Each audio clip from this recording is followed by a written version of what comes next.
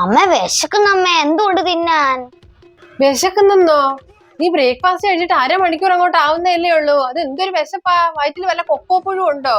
ഒരു കാര്യം ചെയ്യ്, ആ ബക്കറ്റിലെ സ്നാക്സ് ബോക്സിൽ 2-3 കേക്ക് ഇരിപ്പുണ്ട്, അതിൽ നിന്ന് ഒരെണ്ണം എടുത്ത് തിന്നെ. അത് ഞാൻ ബ്രേക്ക്ഫാസ്റ്റ് കഴിച്ച ഉടനെ കഴിച്ചു തീർത്തത്, അതിന്റെ അകത്തൊന്നും ഇല്ല. അതെല്ലാം തിന്ന് തീർത്തോ? എന്നിട്ടും നിനക്ക് വിശക്കുന്നതാണോ പറയുന്നേ?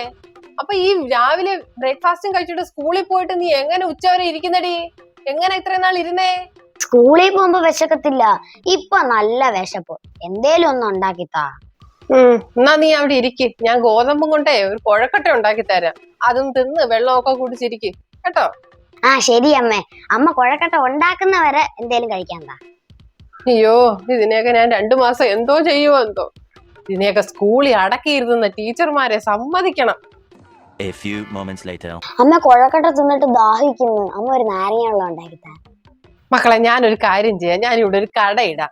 നീ എന്തുവാ വേണ്ടുന്നതെന്ന് പറഞ്ഞ് മെനു ഉണ്ടാക്കി ഇങ്ങിത്താ, അതനുസരിച്ച് ഞാൻ എല്ലാം റെഡിയാക്കി വെക്കാം. ഗോതമ്പ് കുഴക്കട്ടയാണെങ്കിൽ കുറച്ചു നേരം വിശപ്പില്ലാതെ കിടക്കുമെന്ന് കരുതി അതുണ്ടാക്കി തന്നത്. അന്നേരം ഇനിയിപ്പം നാരങ്ങ വെള്ളം ദാഹിക്കുന്നു പോലും.